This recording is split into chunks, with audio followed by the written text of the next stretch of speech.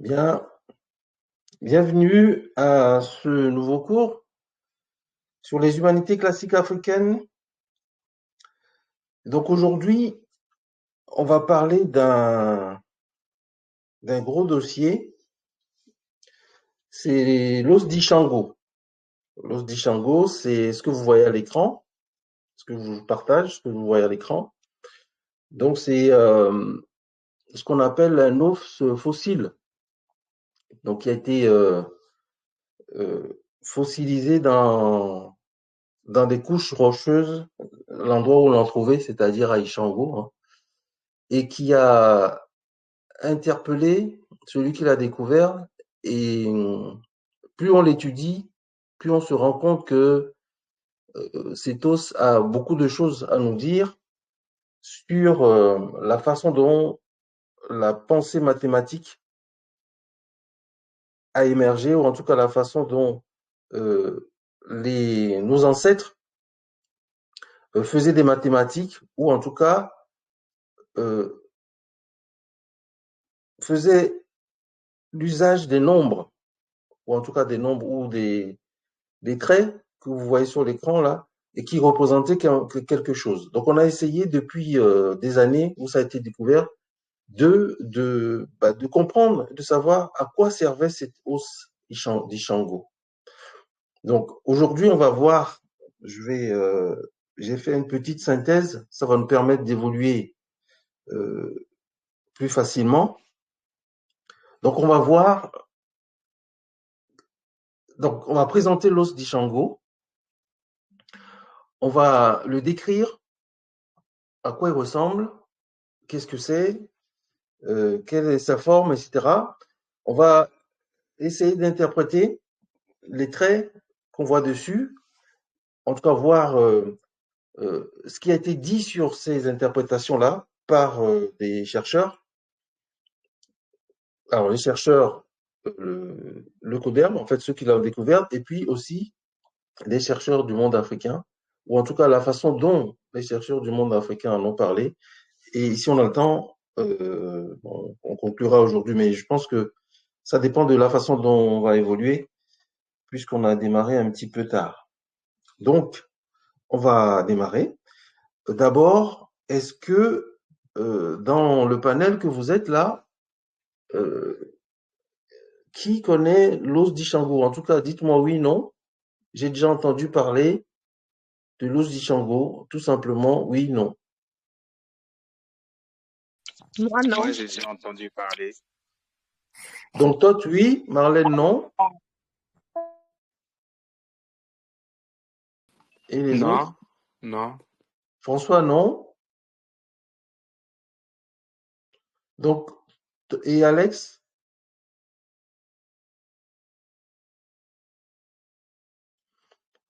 Adéwalé?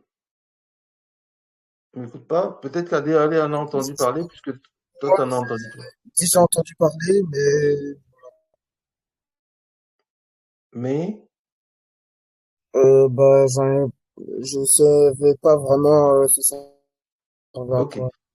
Tu as entendu parler, tout simplement. Et Charis, alors?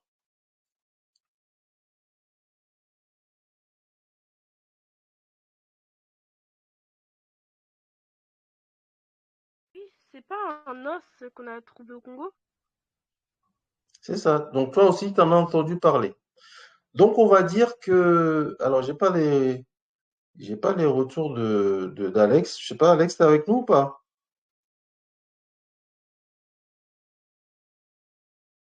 Ah, toujours problème de micro, Alex. Je t'entends pas. Bon, en tout cas, sur le groupe que vous êtes là, on va dire, trois en ont entendu parler et deux pas. Alors, c'est vrai que c'est un os qui a fait couler beaucoup d'encre, hein.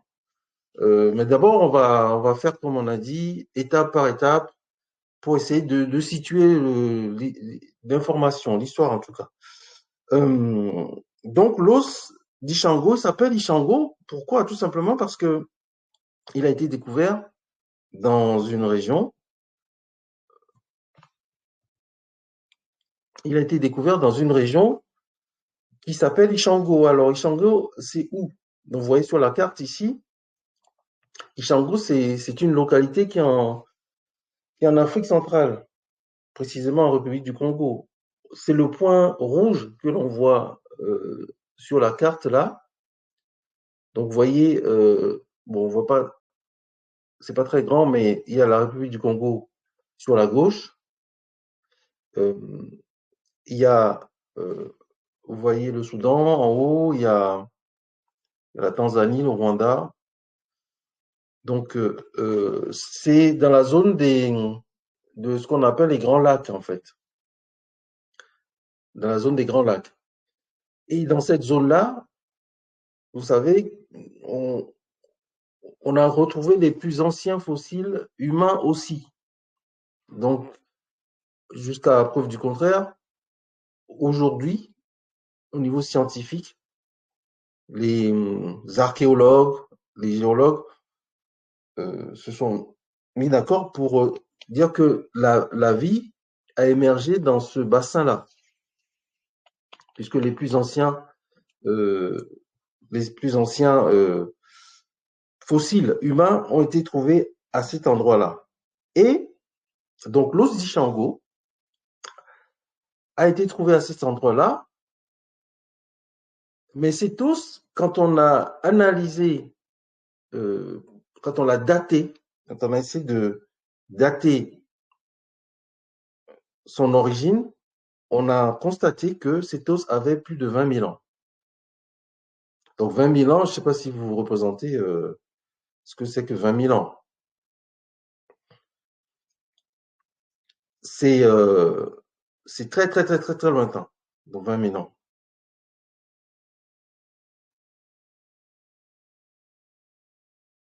Donc, l'os a été retrouvé dans cet endroit-là, qu'on appelle Ishango. Donc, on lui a donné tout simplement à l'os le nom d'Ishango.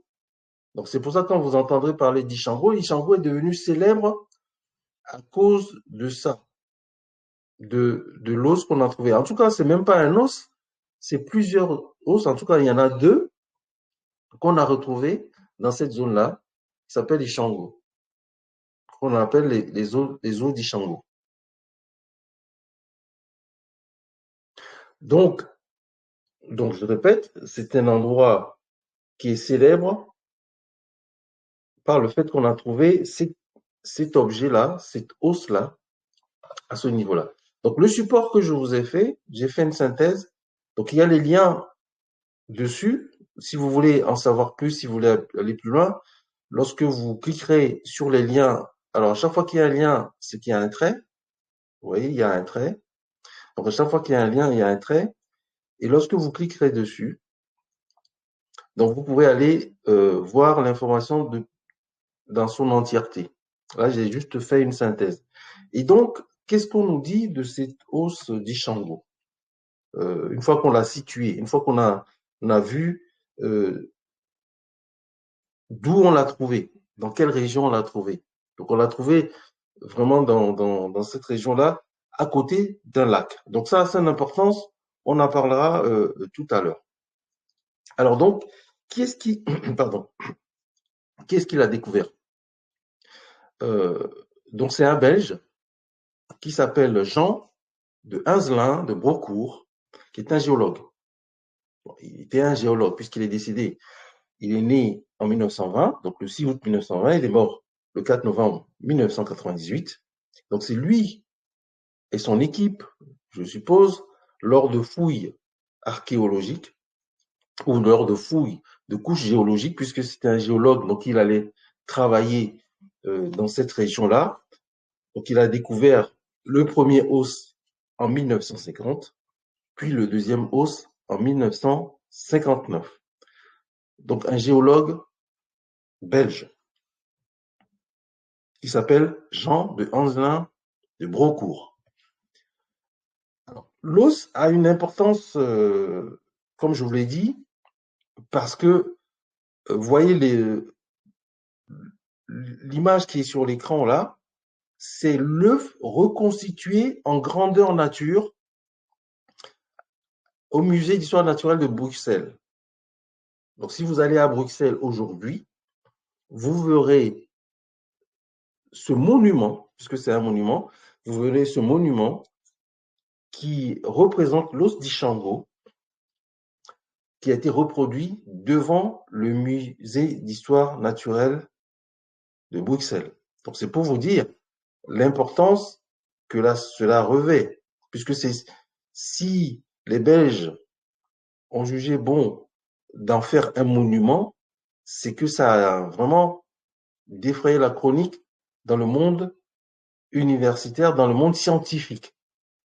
Donc, en mathématiques, donc on lui trouve une importance en mathématiques, on verra plus loin en détail ça, et on lui trouve que, en fait, au niveau culturel, ça fait partie des éléments que l'on peut rattacher au fonctionnement humain au niveau de la pensée mathématique, en tout cas, depuis des lustres, puisque je vous ai parlé tout à l'heure de 20 000 ans.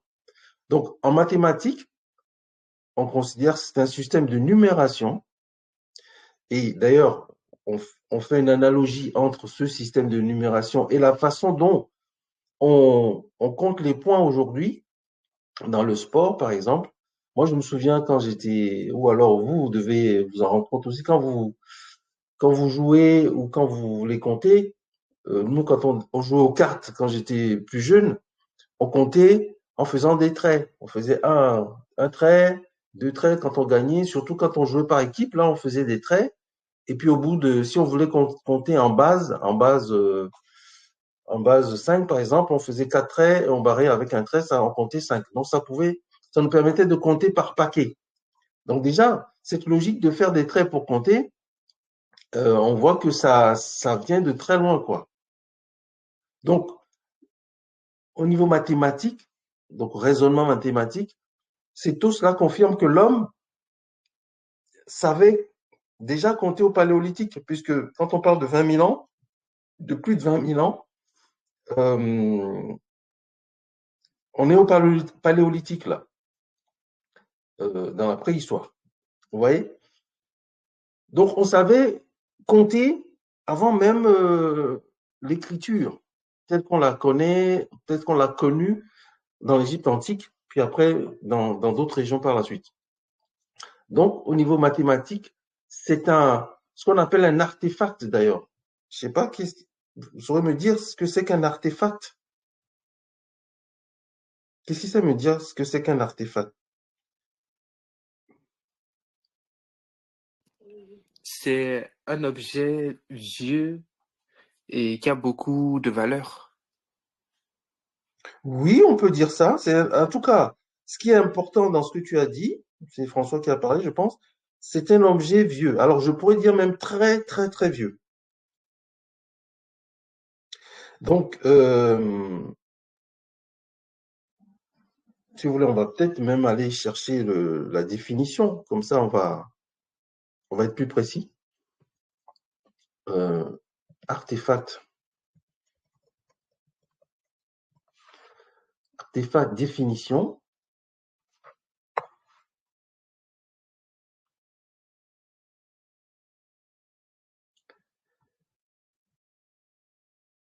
Alors, donc ici, en archéologie, on dit que c'est un objet fabriqué par l'être humain découvert lors de fouilles. Donc, François, ici, tu me dis c'est un produit très vieux, enfin, un produit vieux. Donc, l'artefact, c'est un objet, en tout cas, ou en tout cas un concept qui émane de l'humain, en tout cas. Hein. Donc, on dit c'est un produit ayant subi une transformation, même minime, par l'être humain et qui se distingue ainsi d'un autre provoqué par un phénomène naturel.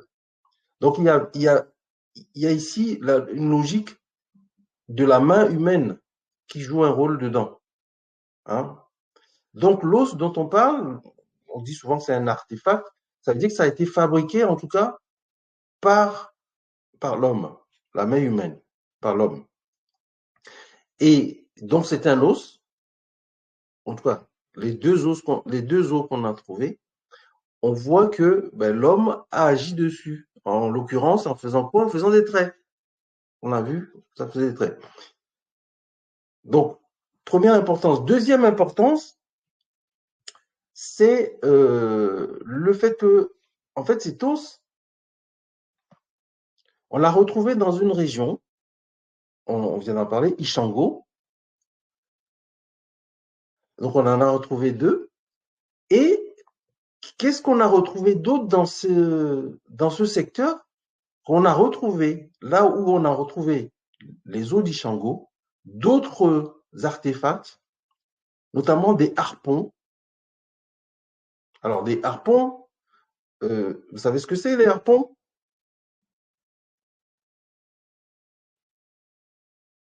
Qu'est-ce que Oui, c'est que les harpons? C'est quoi? c'est les trucs que les pêcheurs ils utilisent pour pêcher. Oui, voilà, les pêcheurs utilisent pour pêcher. Donc, c'est des sortes de j'allais dire, oui, c'est des petites aiguilles taillées, en fait. Voilà, on taille dans un objet, soit surtout des os, Comme des on hameçons. fait, comme des hameçons, exactement, Marlène, des incisions pour que on puisse le mettre autour d'un bâton, hein, le fixer autour d'un bâton, soit en faisant une encoche dans le bâton, en enfonçant l'harpon, soit en le fixant avec un cordon. Et avec ça, on peut aller chasser. Et souvent, on peut l'utiliser en pêche, c'est-à-dire que vous verrez dans certains documentaires des gens qui chassent encore aujourd'hui par des harpons. Donc, il y a un bâton, au bout, il y a le harpon, et on va lancer le bâton pour aller le planter dans un poisson, par exemple. Et donc, on a retrouvé dans la région où on a retrouvé l'os d'Ishango, dans la région d'Ishango, on a retrouvé plein d'autres objets, notamment des harpons. Et qui plus est, on a constaté que d'autres éléments fabriqués par l'homme, d'autres artefacts fabriqués par l'homme, on les avait également trouvés dans ces régions-là, dans les couches géologiques qu'on a fouillées, on les a retrouvés et c'est des objets vieux de moins 70 000 ans. Donc, avant l'os d'Ishango qu'on a retrouvé. Donc, on a retrouvé des objets, notamment des harpons, pour donner un exemple, des harpons qui étaient dans les couches géologiques et qui dataient de moins 70 000 ans, notamment dans le Katanga, pas loin de l'os d'Ishango. Donc, Katanga, c'est au Congo, hein, je crois. Hein. Et donc, qu'est-ce que ça nous révèle? Ça nous révèle que, culturellement, les peuples qui habitaient dans ces zones-là étaient sédentarisés, puisqu'on a retrouvé énormément d'objets dans cette région-là où des gens se sont posés à l'époque, à l'heure où d'autres sont partis, d'autres ont opté pour le nomadisme, puisque je vous ai dit que c'est dans cette région que la vie est née, et vous verrez dans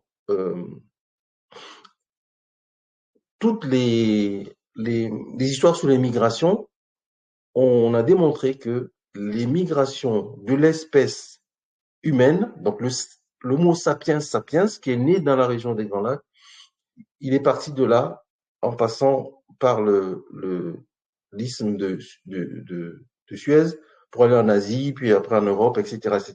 Donc, en tout cas, jusqu'à aujourd'hui, le plus vieux os humain retrouvé sur cette terre vient de cette région-là.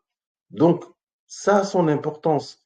Les éléments dont on parle là, l'os d'Ishango, ça a été fabriqué par des hommes qui avaient une culture, un fonctionnement autour, c'était des chasseurs, des cueilleurs, des pêcheurs, autour des points d'eau, en tout cas autour des grands lacs. Voilà ce que je pourrais dire sur l'importance, en tout cas de façon global là, de l'os d'Ishango. Donc, on l'a retrouvé dans le bassin du Congo, à Ishango, et ça a une importance mathématique et au niveau culturel, on voit que c'est un objet très important parce que d'autres objets non moins importants se retrouvaient dans cette zone-là à plus de 70 000 ans avant la fabrication de l'artefact Ishango. Donc, est-ce que ça va jusque-là? Est-ce que vous avez des questions à ce stade? Non, moi ça va, c'est bon. Et les autres? À ce stade, ça va? Parce que là, on va aller dans le dur après.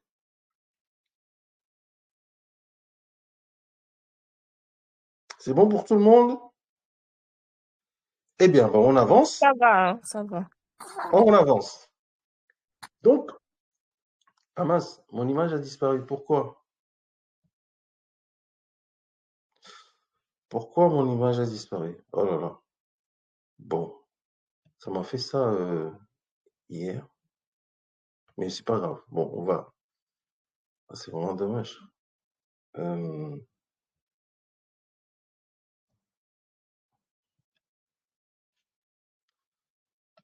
Pourquoi mon image a disparu?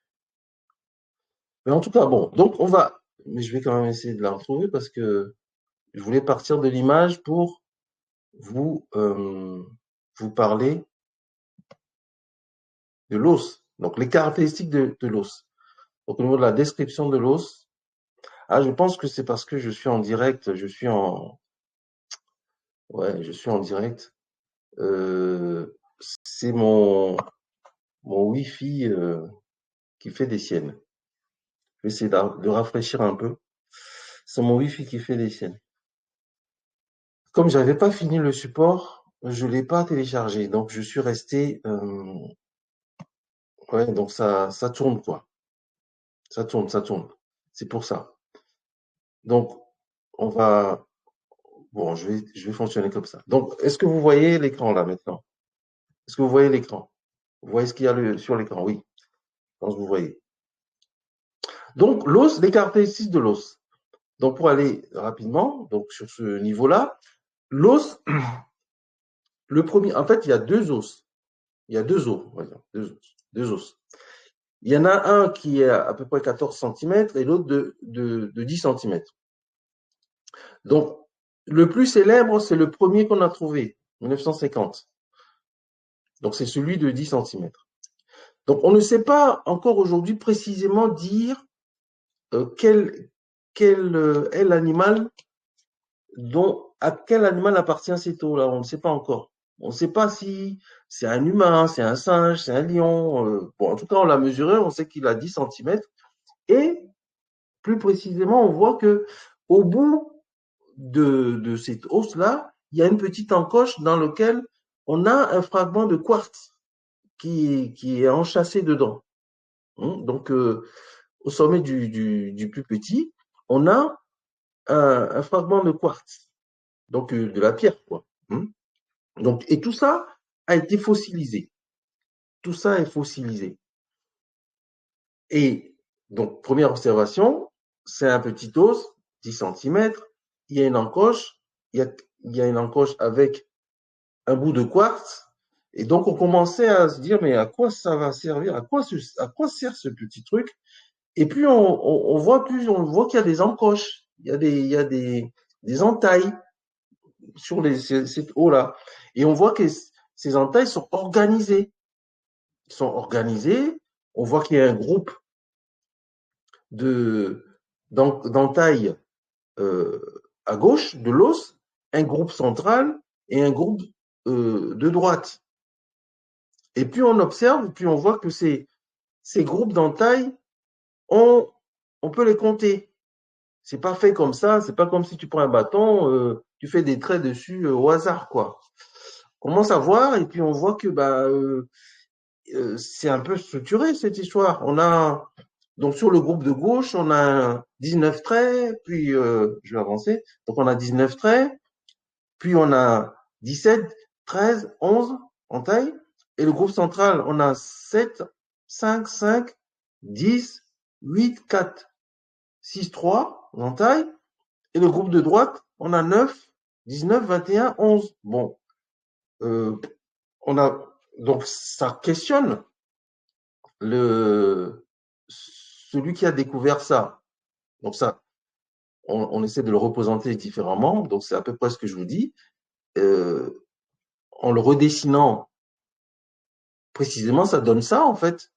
Si on veut l'éclater, donc vous avez la colonne de droite, la colonne centrale, la colonne de gauche avec les traits. Vous voyez bien les traits. Et quand on les compte, on a des chiffres. Alors ces chiffres, donc je vais vous le redonner. Donc c'est des choses qui sont sur Internet. Hein. Là, je vous en ai fait une synthèse. Mais donc, vous voyez, si on redessine l'os dans un plan, c'est comme si on a coupé en deux et puis on l'ouvrait. Si on le dessine, on a ça. La colonne de droite, 11, 21, 19, 9. La colonne centrale, 3, 6, 4, 8, 10, 5, 5, 7. La colonne de gauche, 11, 13, 19, 17, 19. Bon, je suppose que si je vous pose la question, à quoi ça vous renvoie, vous ne sauriez pas me dire à quoi ça vous renvoie, à moins que ça vous renvoie à quelque chose. Donc, je vous pose la question. À quoi ça peut vous renvoyer dès maintenant, quand vous voyez ça là? Est-ce que quelqu'un a une idée ça lui rappelle quelque chose? Ça parle, ça lui parle? Est-ce que ça vous parle là, de la distribution de ces... Les nombres premiers. Alors, les nombres premiers. Donc, Marlène dit les nombres premiers. Alors, les nombres premiers, d'abord, est-ce que tout le monde sait ce que c'est qu'un nombre premier? Et d'abord, ok, donc, est-ce que tout le monde sait ce que c'est qu'un nombre premier? Oui. Alors, toi, tu as dit oui, et les autres, vous savez ce que c'est qu'un nombre premier?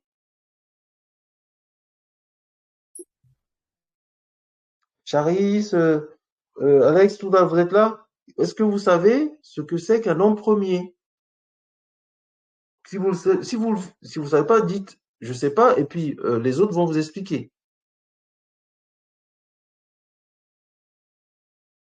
Je sais pas. Bon, Charis, je ne sais pas, c'est normal, tu es en quatrième. Les autres, vous ne savez pas. Donc, est-ce que Marlène ou Todd, vous pouvez nous expliquer ce que c'est qu'un nombre premier? Oui, je veux bien expliquer. Alors, vas-y, Todd, t'es en quelle classe déjà? Todd, t'es en terminale ou en première, hein, c'est ça, hein? Non, moi je suis en Belgique, du coup c'est différent. Là, Oui, je vais mais aller en sixième secondaire. C'est un peu comme c'est à première, seconde, je sais pas trop chez vous. première, seconde. Bon, en tout cas, bon, t'es pas encore en terminale, mais tu connais les nombres Non, premiers. Bon, ok, alors ouais. dis-moi, explique aux autres un peu ce que c'est qu'un nombre premier. Bah du coup un nombre premier, c'est un nombre qui est divisible que par lui-même et par un. Donc par exemple pour le 13, ben, il est divisible que par 13 et par un. D'accord? Alors, un nombre premier, c'est un nombre qui n'est divisible que par lui-même et par un. Rien d'autre. C'est-à-dire que avec ce nombre-là, on ne peut faire que ces deux opérations-là quand on parle de division. Donc, Il n'admet que de deux diviseurs. qui n'admet que deux diviseurs, dit autrement par Marlène. Donc, les autres, retenez qu'un nombre premier, c'est un nombre qui n'admet que deux diviseurs, notamment un et lui-même. Donc, si vous ne savez pas ça, aujourd'hui, vous l'avez appris, et c'est très important en mathématiques, parce que on le retrouve dans beaucoup de théorèmes, hein, enfin c'est beaucoup utilisé en mathématiques. Moi, je suis pas mathématicien, mais bon, voilà, j'en ai entendu parler de nombres premiers et ça a une importance capitale. Donc, Marlène nous dit, moi, j'ai reconnu des nombres premiers. Alors, toi, tu as parlé de 13, par exemple. Donc, si on suit votre raisonnement, les nombres premiers, Charis, je vais te poser la question, les nombres premiers se trouvent dans quelle colonne?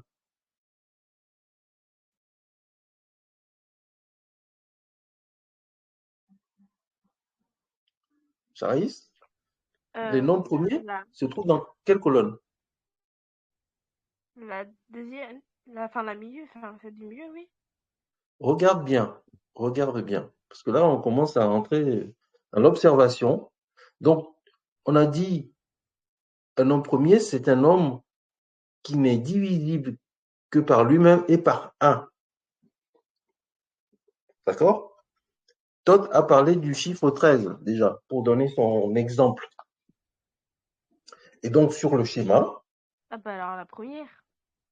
Voilà. Donc, d'abord, sans en connaître plus, déjà par les indications que tu as eues, à partir du 13 déjà, tu repères que c'est la colonne, la première colonne, la colonne de gauche.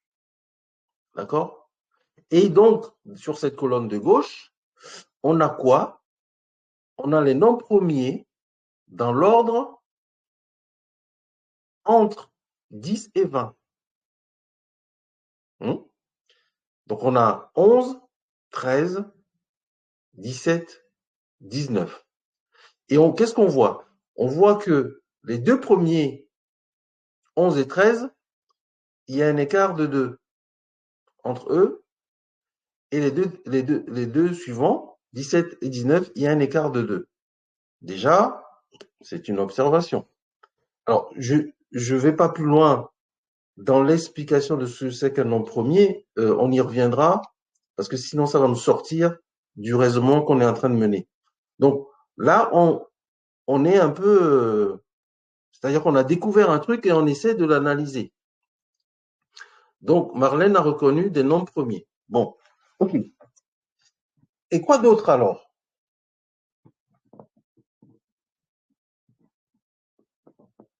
Ce sont des nombres impairs aussi, en même temps. Alors, ce sont des nombres premiers. En plus, ils sont impairs. OK. La plupart des nombres premiers sont impairs. Ça, c'est... Ouais, la plupart des nombres premiers sont impairs parce que les nombres qui sont pairs, généralement, ils sont divisibles par un autre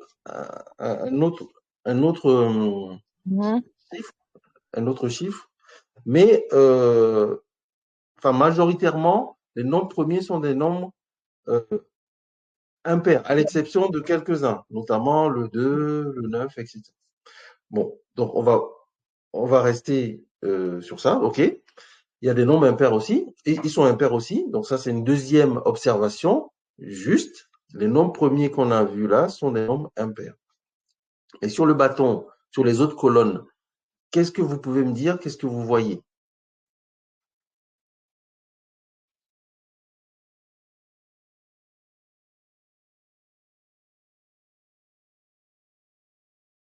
En termes d'observation comme ça, dites-moi ce qui vous passe par la tête, ce que vous voyez.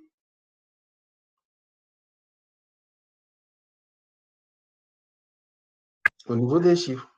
Les jeunes ne parlent pas. Observez. Oui, observez et puis parlez. Hein. Dites tout ce que vous voyez. Hein. Si ça peut ne pas être vrai, si c'est faux, c'est pas grave. Mais dites au moins ce que vous voyez. C'est ça, quoi. Hein? Il y a un enfant ou un bébé avec nous. Lui, il voit des choses, il dit. Hein. Oui, hein, le bébé, il raconte. Hein. Si vous ne parlez pas, il va parler. Hein. Lui, il dit, il dit ce qu'il voit. Hein. Bon, alors, écoutez, on va avancer puisque sinon, on va passer trop de temps. Je pense qu'on n'aura pas fini aujourd'hui, mais en tout cas, ce sera une introduction intéressante parce que ce que je vais vous dire, c'est que cette hausse-là fait l'objet de recherches et ça n'en finit pas. Hein. Bon, en tout cas, il y a trois observations Trois grosses Mais je peux observations. parler, hein. Ah ben, vas-y, Marlène, alors. Si tu... Si Je... les gens ne je... parlent pas, je vais parler, moi. Voilà. Vas-y, Marlène. Ce que j'observe, c'est que dans la colonne de gauche, là, il y a l'écart de 2 et après, entre 13 et 17, là, je vois qu'il y a un écart de 4, plutôt. 17 et 9, c'est 2. Dans Ah, la signification, je ne sais pas. oui. Maintenant, dans la En tout cas, deuxième colonne, la colonne vous du milieu, observez qu'il y a un écart de 2 entre les deux premiers, mais ouais, entre le deuxième et le quatrième, il y a un écart de 4. ouais. Bon, c'est... Maintenant, Oui. le deuxième colonne, je vois un nombre impair, après suivi des autres nombres pairs, 6, 4, 8 là. Mhm. Et ensuite, il y a une addition de deux nombres impairs pour donner un nombre pair. Lesquels? 9 plus 1, 10. Mhm. Maintenant, je vois pas trop bien la suite là. Et bon, ce qui est en dessous, je vois pas très bien, hein. C'est 5 et Et 7. C'est 5 et 7. 5, non, tout juste en dessous de 9 plus 1 là. C'est quoi? Je vois pas ça. Ah oui, c'est 5. Donc, je crois, c'est 1 plus 4. Donc, pour faire 5. En tout cas, il y a des points d'interrogation. C'est-à-dire, sur l'os, il y a des traits, des petits traits qui sont pas. Donc, on ne sait pas si c'est vraiment. Si c'est 4 traits ou si c'est 5 traits. Vous voyez, c'est pour ça qu'ils ont mis ça. Parce que Mm. l'os est très vieux, 20 000 ans. Il y a peut-être des bouts de traits qui n'apparaissent plus. Donc, en fait, c'est des Mm. suppositions. Les points d'interrogation, là, c'est des suppositions.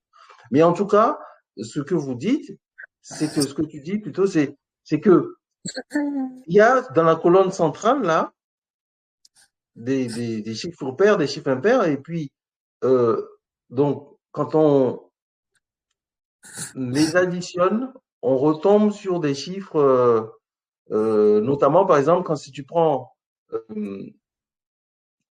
6 plus 4, tu as 10. Et si tu prends, tu vois, il y a une distribution qui fait que on est soit dans l'addition, soit dans la multiplication des, Mhm. des, des chiffres. Et Oui, c'est bien après, observé. il y a un total là qui sont des nombres pairs. 60, 48, 60. Je Voilà, sais pas sur si toutes les c'est la colonnes, somme des colonnes là. Je sais pas. c'est ça. Il faut calculer pour voir. On voit que la somme des chiffres donne 60, 48, 60.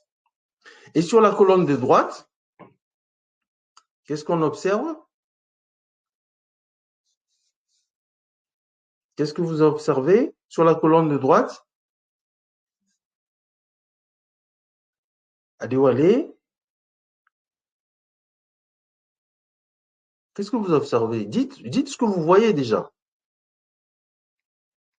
Rien qu'en le disant, ça peut vous amener à une réflexion. Qu'est-ce que vous voyez? Quels sont les chiffres? 11, 21, 19, 9. Oui. Et qu'est-ce que tu peux en déduire? Entre 11 et 21, quel est le chiffre qui les sépare? Entre 11 et 21, combien tu peux ajouter à 11 pour avoir 21? 10. 10. Et les chiffres du bas, entre 19 et 9, si tu dois utiliser 10, qu'est-ce Moins que tu dois? 10. Moins 10. Donc, tu vois que sur les chiffres du haut, tu as une base 10 en faisant plus, et sur les chiffres du bas, tu as une base 10 en faisant moins. Donc, 10 plus 11, 21. En bas, tu as 10 moins 11. Tu as 19 moins 10. Ça fait 9. Donc, déjà, il y a ces observations-là. Il y a des trucs comme ça que l'on voit sans rentrer trop dans les détails. C'est-à-dire que sur la colonne de droite, on a un système de numération en base 10. Donc, on le voit là. Hein, donc, vous le voyez. Donc, il y a quelque chose qui est fait avec le 10. Donc, je rajoute du 10, j'enlève du 10. En tout cas, c'est, voilà. Sur la colonne du milieu, on voit qu'il y a un système de, soit on ajoute quelque chose, ou on multiplie quelque chose. Regarde, 3 fois 2, c'est 6.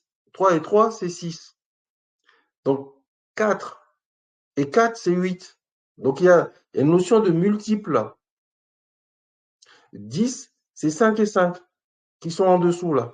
Vous voyez déjà, sur la colonne du milieu, on a un système de duplication ou de multiplication. Et sur la colonne, la première colonne qu'on a vue tout à l'heure, on a vu qu'il y avait les nombres premiers. Sur la colonne de gauche, on a vu qu'il y a les nombres premiers dans l'ordre entre 11 à 19. Donc, séparés par 2 unités. Donc, ça, c'est déjà des observations que, bon, même si tu n'es pas poussé en mathématiques, tu peux observer. Lorsqu'on te l'explique, tu vois ça. Donc, on le voit. C'est des traits. Donc, après, avec cette hausse-là, on peut aller beaucoup, beaucoup plus loin dans les interprétations. Déjà, il y a une logique aussi d'effet miroir. C'est-à-dire que, tel que c'est tracé là, on voit qu'il y a une sorte de symétrie au niveau de cette hausse-là. Il y a une sorte de symétrie. Les traits sont là pour le montrer aussi. Donc, symétrie au niveau de...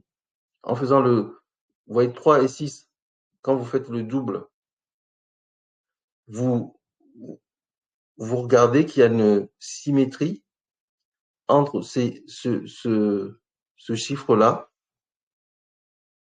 et le chiffre... non, je me suis trompé. Il y a une symétrie entre le 4 et le 8 en doublant le chiffre.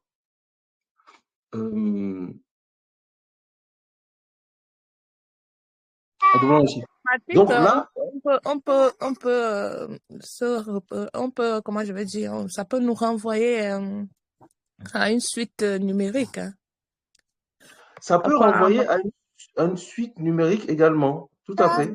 En mathématiques, on dit souvent, on a souvent des exercices où on met des nombres et on dit compléter la suite numérique. Donc, il faut devoir observer, voir les différences, voir les écarts et voilà, continuer dans la même logique, quoi. Dans la il y a même non logique. seulement la logique, il y a une suite numérique dans ça quand on regarde.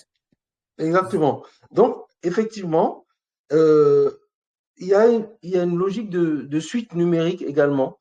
Et alors, donc, pour finir cette première partie sur ça, c'est que ces observations ont fait l'objet de colloques scientifiques.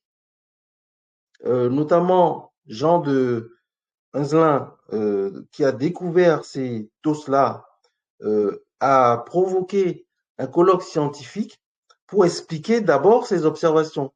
Et c'est lui qui a fait ses premières observations et qui a identifié que sur cette hausse-là, il y avait les nombres premiers, comme l'a vu tout de suite Marlène. Donc, ils ont fait un colloque où il a expliqué ses observations. Donc, ces observations, si je descends un peu, c'est un peu ce qu'on a vu là, c'est que pour Jean Hinzelin, à quoi renvoyer ces entailles-là? Donc, il dit que la colonne de droite, c'est la base 10 dont on vous a parlé tout à l'heure. Donc, 11 plus 10, 21. 19 moins 10, 9, en base 10. Sur la colonne de gauche, ici, on voit le nombre premier dans l'ordre.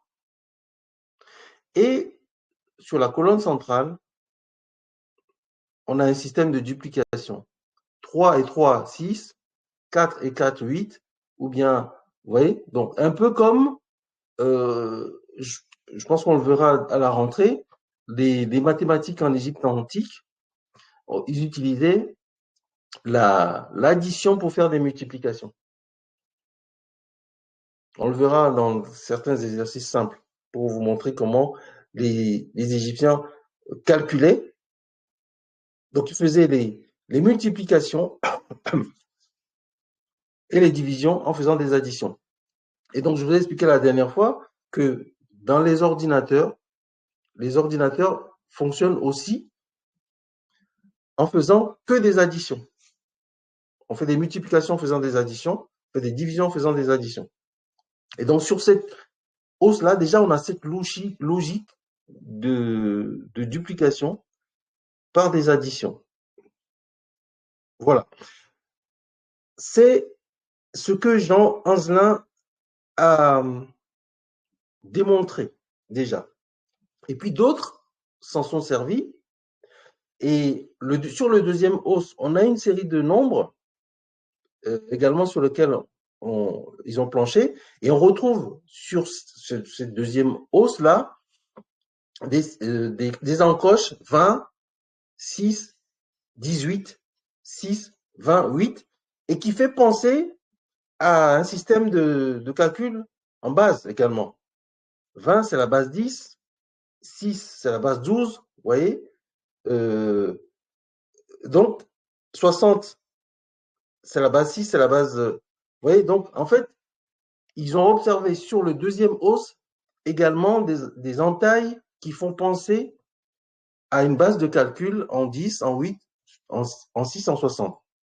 Donc, il montre bien, il confirme sa thèse, qui confirme bien que la thèse de comptage, elle est valide. Voilà. Donc ça, c'est une première observation de l'os d'Ishango. De façon basique comme ça, de façon simple. Parce que il y a d'autres interprétations. On ne va pas y aller aujourd'hui. Je pense qu'on va le réserver pour les prochaines fois, mais je vais vous laisser le support, ce qui va vous permettre, pour ceux qui ont le temps, qui sont intéressés, d'aller voir les vidéos que j'ai mis en lien et qui parlent de cet os d'Ishango. Notamment, alors, sur les autres interprétations,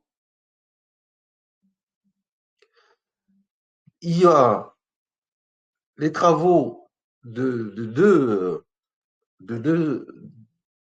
deux chercheurs, dont un est à la faculté d'architecture de Belgique, qui s'appelle Dirk Quilbroek,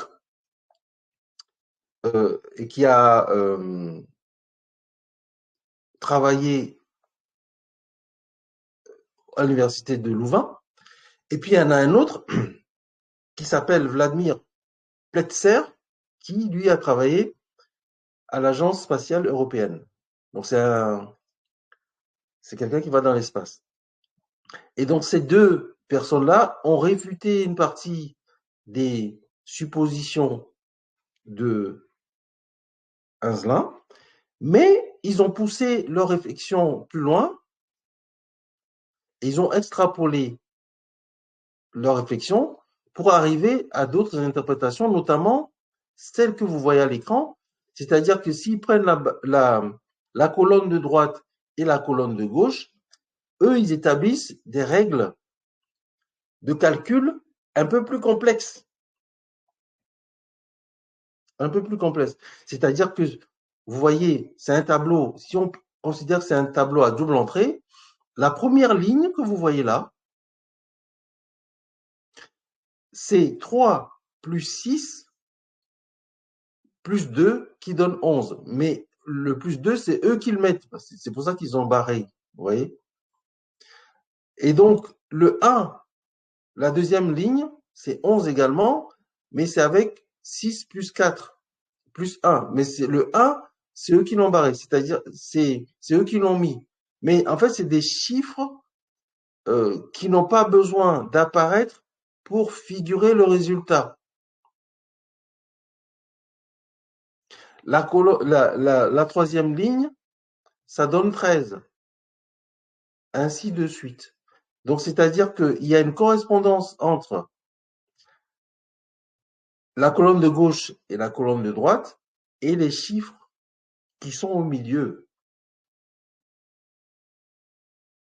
C'est ce que eux, ils ont observé.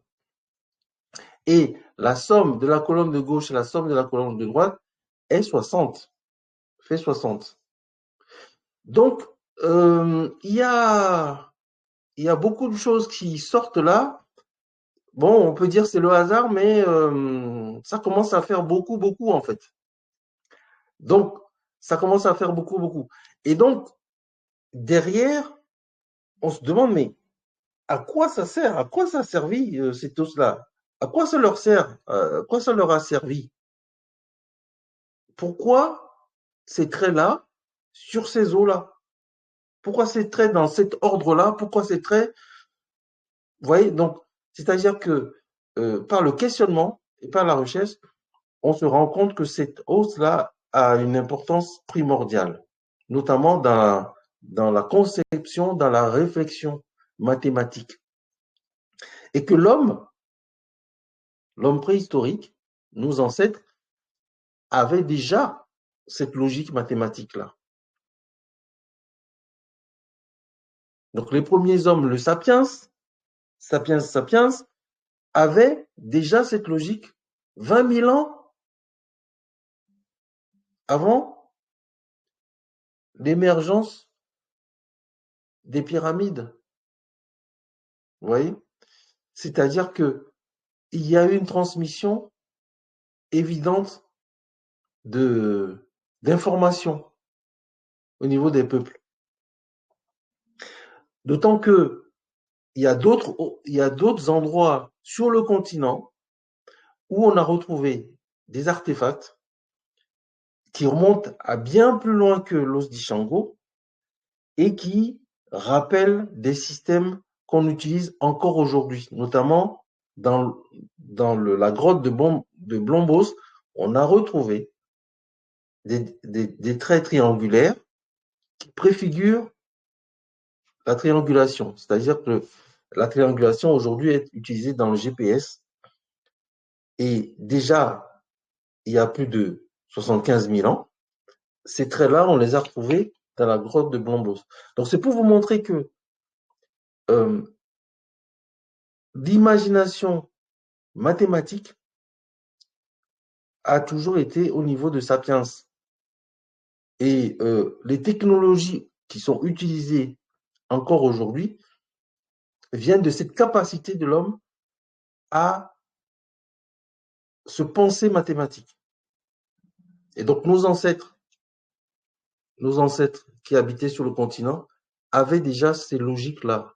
C'est très important que les jeunes, vous compreniez ça, parce qu'aujourd'hui, ce qui se passe, c'est qu'on pense que c'est l'Europe qui a tout découvert, c'est l'Europe au niveau technologique qui nous a tout amené, etc. D'ailleurs, des expressions encore qui sont en Afrique aujourd'hui, on dit le blanc a fait ceci, le blanc est fort, le blanc a fait ceci.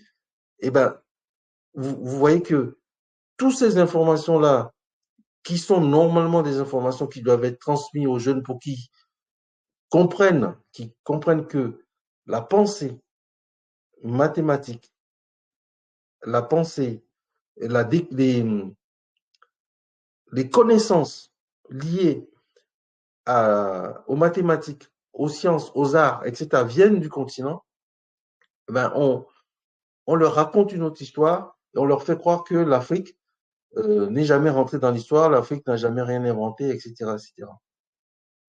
Donc, vous voyez, rien que avec ce petit os-là, on n'est pas allé loin dans le détail, mais c'est pour vous montrer de façon succincte que cet os-là, il a beaucoup, beaucoup de choses à nous dire. Donc, on va s'arrêter là pour aujourd'hui. On fera d'autres exercices avec cet os-là la prochaine fois, en s'appuyant sur ce qu'ont pu en dire d'autres interprétations, notamment par le professeur Mbelek. Donc, je vous ai laissé je vous ai laissé le lien. Vous verrez, il faut aller voir là, sur cette vidéo-là, ce que cet astrophysicien qui est camerounais dit sur l'os d'Ishango. C'est-à-dire que lui, il a fait d'autres recoupements, il a fait des recoupements qui montrent que c'est une sorte de table de calcul qui amène en fait au jeu, en fait, à exercer sa capacité à faire des additions, des soustractions, etc. Et sur cette hausse-là, il démontre que sur l'os d'Ishango, on a déjà les 4 multiplications.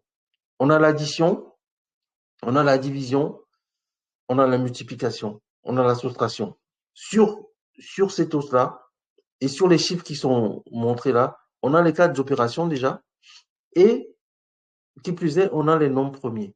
Donc, c'est assez bluffant. Donc, je vous ai mis le lien du professeur Mbelek, il faut aller le voir, qui parle de l'os d'Ishango. Je vous ai mis le lien du professeur, que son cas soit vivifié, Kalana Omotunde, qui a parlé de l'os d'Ishango et les secrets de cet os-là, de l'artefact d'Ishango. Il en a parlé dans une vidéo lorsqu'il faisait ses jeudis de l'information, ses jeudis culturels. Et puis, je vous ai mis aussi, très succinctement, le professeur Diamabo, qui en parle également dans une petite vidéo que j'ai retrouvée. Mais il y en a une autre dont il en a parlé longuement, parce que lui, il considère que même sur cette hausse-là, il y a encore d'autres choses qui sont des problèmes mathématiques non résolus à nos jours, qui se retrouvent dans cette hausse-là. Donc, ces éléments-là, vous irez les voir. Et la semaine prochaine, on reviendra sur le d'Ishango, notamment avec le professeur Mbelek, pour voir les combinaisons que lui, il a trouvées avec ces os-là, qui sont assez intéressantes. Alors, il y a après, pour vraiment finir, il y a d'autres interprétations, notamment, il y en a une que je vous ai mis d'Alexandre Marchak, qui lui trouve dans les encoches ou les entailles sur cette hausse-là, quand il les compte, notamment quand on voit la base 60 là, et 6, il dit, d'après ses observations, et en ayant observé d'autres objets, d'autres hausses gravées en Afrique du Sud et en Europe, il voit, lui, en comptant les choses, que c'est peut-être un os qui permettait de compter le cycle de la Lune. Pour lui, c'était possiblement un calendrier lunaire. Donc, c'est un os qui a fait couler beaucoup d'encre. Et après, évidemment, il y a eu des contestations. Il y a une contestation, je vais peut-être vous le mettre, j'ai trouvé qu'il y avait des contestations, voilà, des réfutations de ces différentes thèses par deux mathématiciens hein, qui ont dit que en fait ce n'est que des interprétations un peu forcées, notamment Olivier Keller et Steven Mitten, qui considèrent que en fait on peut faire dire aux chiffres tout ce que l'on veut à partir du moment où on est dans une sorte on veut absolument faire entrer des chiffres dans des cases, alors que c'est pas forcément le cas. Donc, il a pondu un article assez complet, qui est intéressant d'aller voir aussi. On y reviendra. Donc, je vous ai mis le lien sur l'article. C'est assez dense. Mais lui, il considère que il y a trop de divagation autour de cette hausse. Mais en tout cas, ce qui est clair, c'est que l'os d'Ishango, aujourd'hui, il est reconnu comme un artefact qui marque un tournant décisif dans la découverte du premier objet qui préfigure les notions de mathématiques, les notions de calcul, etc. Donc ça, on ne peut pas lui dénier. Ce n'est pas c'est pas forcément, ça peut pas être un hasard de regrouper des nombres, les chiffres plutôt comme ça, sur cette os-là. Et ce que je voulais vous dire aujourd'hui, c'est que c'est un os qui est très vieux et qui émane de la pensée africaine, de la pensée de nos ancêtres. Et qui, à l'époque, quand ils faisaient ça, les autres vivaient dans des grottes et faisaient des migrations et le nomadisme. Donc, parce que, par exemple, le professeur Adjamabo en parle dans sa petite vidéo, puisqu'on se demandait à quoi sert cet os-là, une des interprétations possibles, comme c'est des pêcheurs qui étaient dans cette région, ça peut servir à faire des calculs quand on fait la pêche et qu'on ramène du poisson pour se les répartir entre soi. Eh ben, on peut utiliser cet os-là pour faire des calculs, notamment quand vous distribuez le poisson que vous arrivez sur un nombre impair, c'est pas divisible, quoi. Vous pouvez pas le diviser. Notamment, ce qui a peut-être amené aussi à, à trouver cette codification-là en nombre premier. Donc voilà, il y a beaucoup d'informations sur l'os d'Ishango. C'est pas un os anodin. C'est vraiment pas un os anodin. Donc je vous ai fait une synthèse là de ce que j'ai pu trouver sur l'os d'Ishango. Vous verrez sur le document, il y a le lien Wikipédia. On n'est pas allé dessus, mais c'est sur Internet, hein, l'os d'Ishango. Vous voyez là. C'est Wikipédia qui en parle. Donc, ils font une synthèse de ce que c'est que l'os d'Ishango, les interprétations possibles. Donc, tout ce que je vous ai dit, c'est en partie dans Wikipédia à partir de cette page-là sur l'os d'Ishango. Et les autres, vous trouverez les liens dans le support. Donc, ça m'amène à la conclusion d'aujourd'hui. Donc, il y a une conclusion quand même, c'est avec une réflexion sur ces os d'Ishango. D'abord, ça a fait couler beaucoup d'encre, ça a fait couler beaucoup de discussions, hein. Voilà. Ça, c'est un des premiers points, discussion sur l'importance de cet os-là dans l'histoire de l'humanité. Il y a une réflexion sur les valeurs mathématiques, la façon dont les mathématiques ont évolué dans le temps.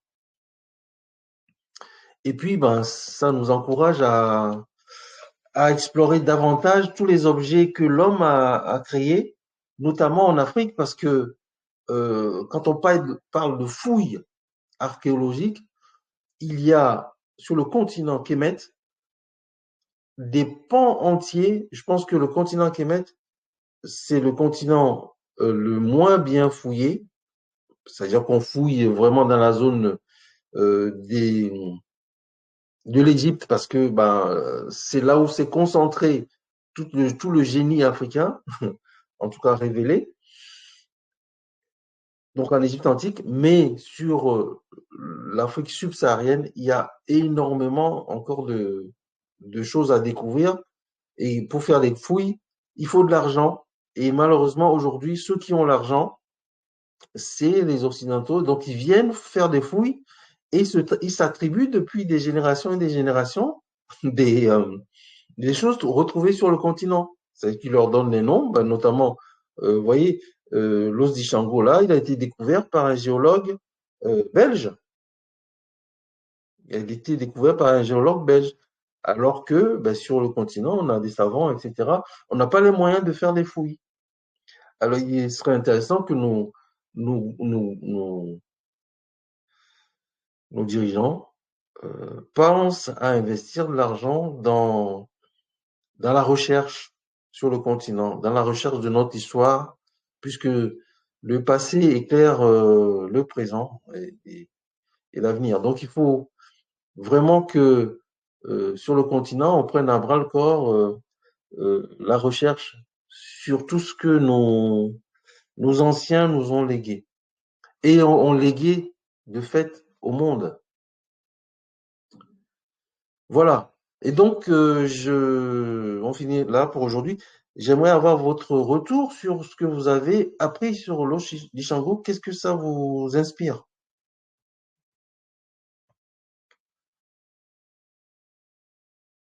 Déjà, est-ce que vous avez compris, euh, sans aller dans le détail mathématique, est-ce que vous avez compris l'importance de l'os et qu'est-ce que vous pouvez en dire?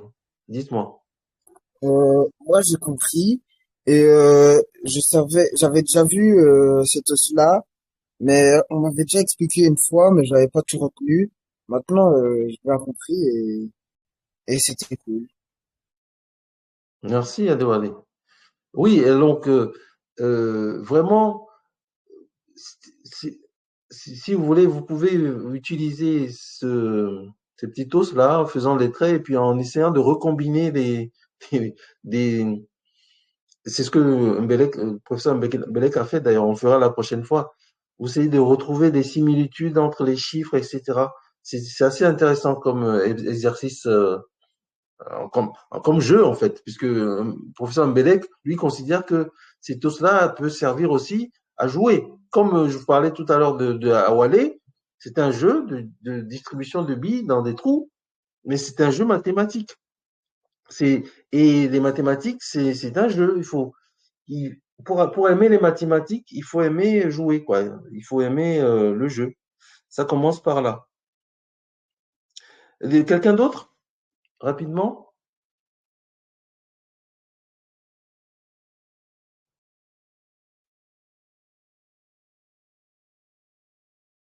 Vous avez la parole.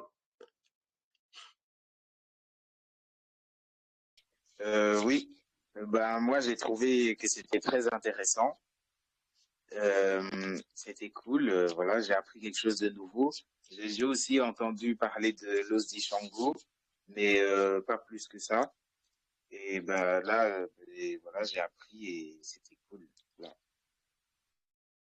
Merci, Todd. La prochaine fois, on reviendra dessus, mais on fera des exercices directement avec le tableau là qu'on a vu. On fera quelques exercices. Et d'ailleurs, je pense que on basculera sur le papyrus de Rhind dont je vous ai parlé, sur lequel, on dit papyrus de Rhind, mais c'est plutôt le, le papyrus de Yamessou, hein, qui est le scribe qui a recopié des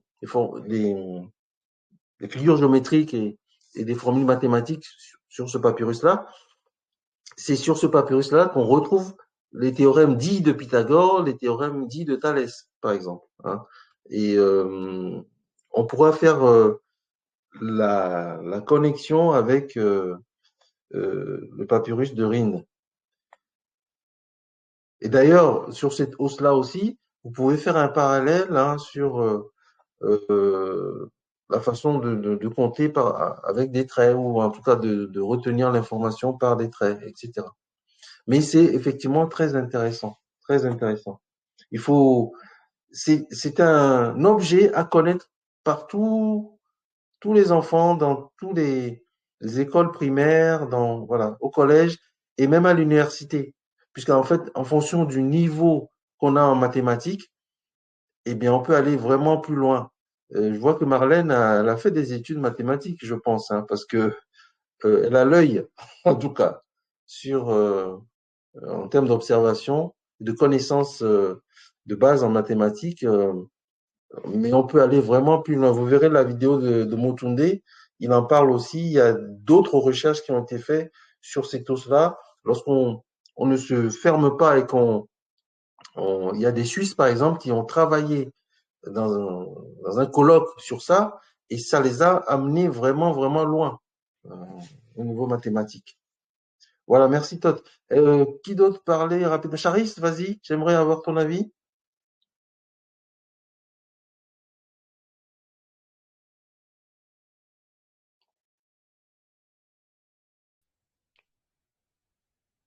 J'ai pas vraiment d'avis. Alors, c'est tout cela. Maintenant, tu l'as découvert plus en détail. Est-ce que tu l'as découvert plus en détail? Est-ce que tu connaissais tout déjà de ce qu'on a vu aujourd'hui? Bah, Euh, ma mère, elle m'avait dit que, bah, déjà, c'était la première calculatrice au monde. Donc, je connaissais, bah, le fait que, bah, ça servait pour calculer, additionner, tout ça. Mais oui, j'ai découvert plus en détail. Et du coup, bah, je trouve ça, enfin, ça veut juste montrer alors que, bah, les Africains connaissaient, enfin, savaient déjà calculer, additionner et tout ça. Donc, oui, je trouve ça formidable. ok. Ok.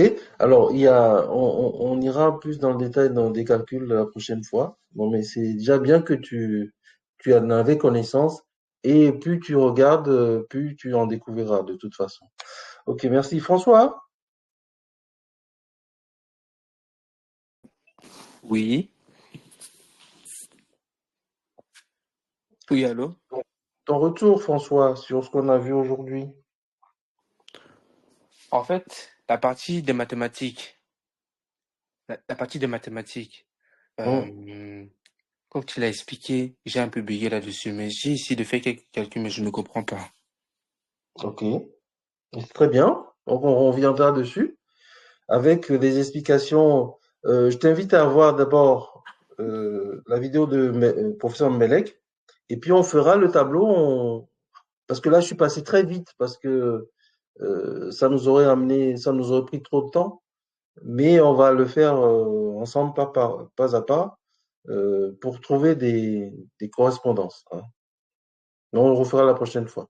Mais déjà, si tu as le temps, regarde un peu la vidéo du professeur Mbelek, par exemple. D'accord, ça va. Il y a Willy, il y a Alex, allez-y.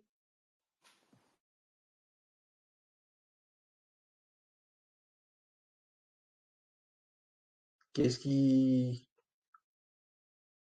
Willy, t'es là? Commencer Oui? Vas-y.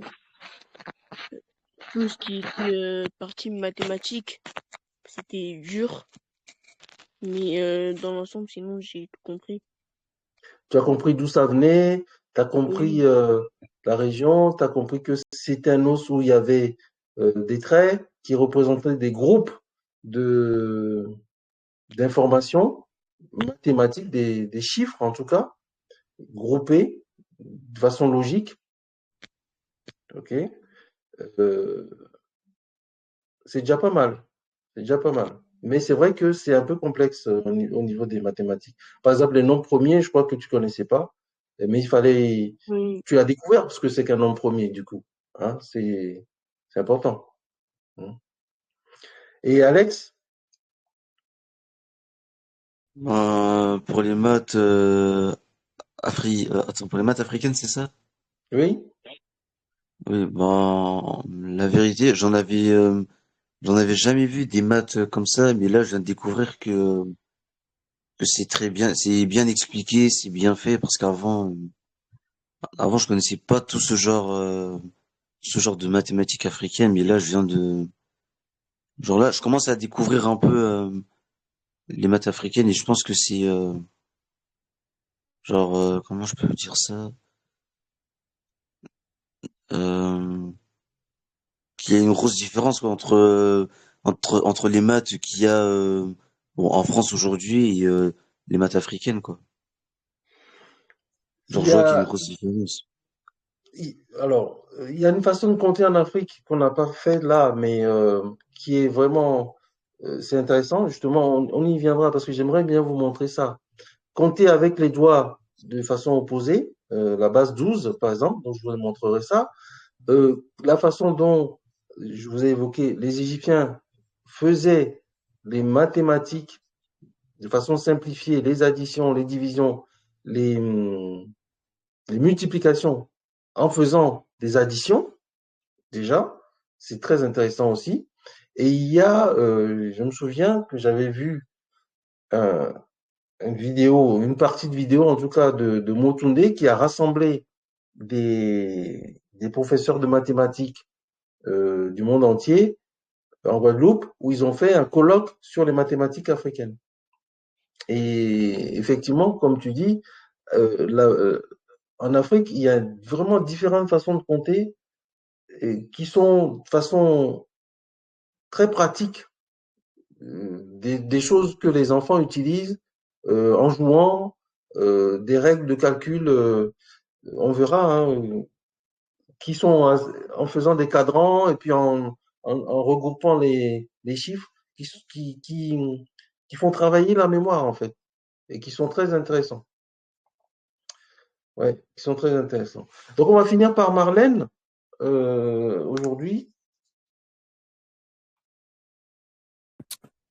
Euh, En commentaire après ce cours, je dirais que voilà, je suis émerveillée. Je n'avais pas entendu parler de l'os d'Oshingon. C'est Oshingon, hein? Ishango. Ishango, voilà. Je n'avais pas entendu parler de ça.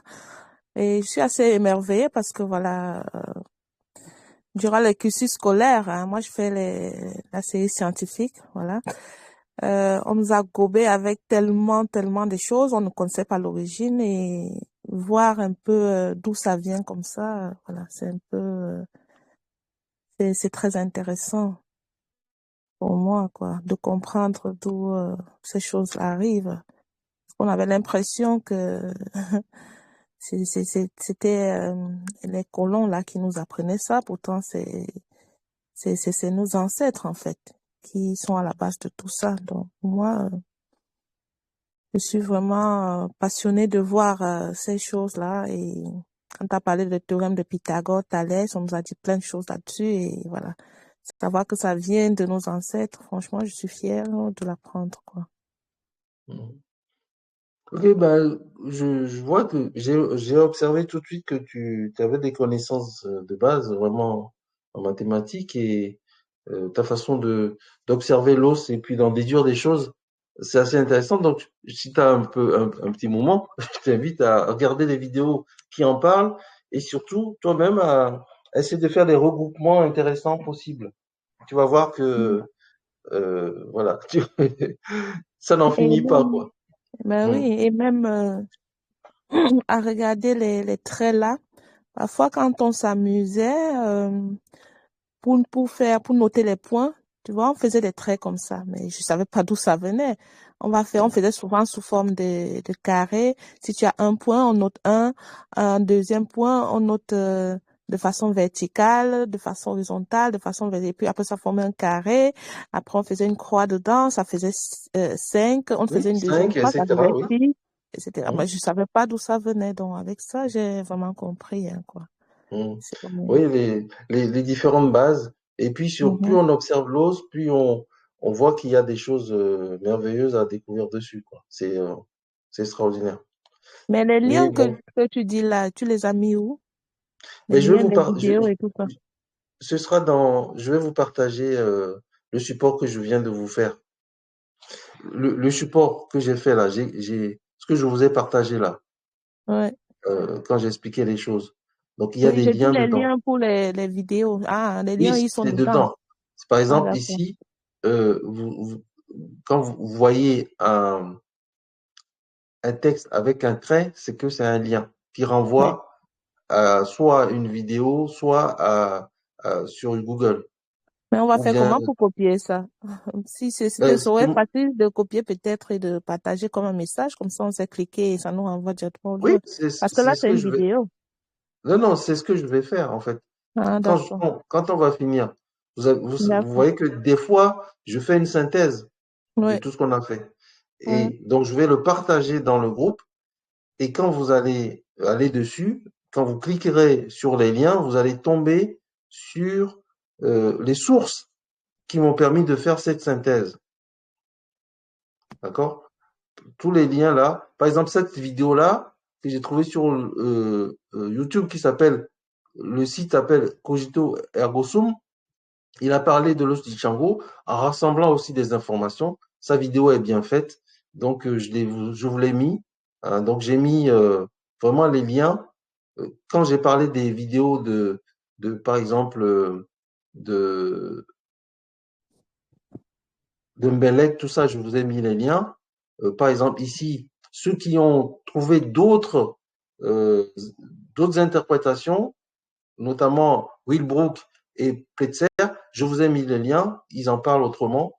Donc voilà, c'est assez dense, c'est pour ça que j'ai fait un condensé, parce que sinon, voilà, c'est des heures et des heures d'échanges qu'on aurait, quoi. Mon idée ici, c'est de vous faire découvrir des choses et puis d'aller un peu plus dans le détail quand il faut. Mais si vous voulez vous y plonger, il faut faire l'effort d'aller vous-même consulter, aller plus loin. Voilà. Mais ce support-là, je vais vous le partager. Comme ça, on y reviendra la prochaine fois sur la partie mathématique et on migrera vers le papyrus de Yamesu, hein, pour parler de la façon de calculer simple des anciens Égyptiens et puis du théorème de Yamesu, moi je vais l'appeler comme ça. Voilà. Donc on fera ça la prochaine fois. En tout cas, ben, merci pour aujourd'hui. Bon dimanche à vous. Donc la prochaine fois, on continuera sur l'os d'Ishango, mais en faisant un peu plus de pratique. Voilà. Ok. Tamenda, Tamanda. Miadogo. Tamenda. Ouais,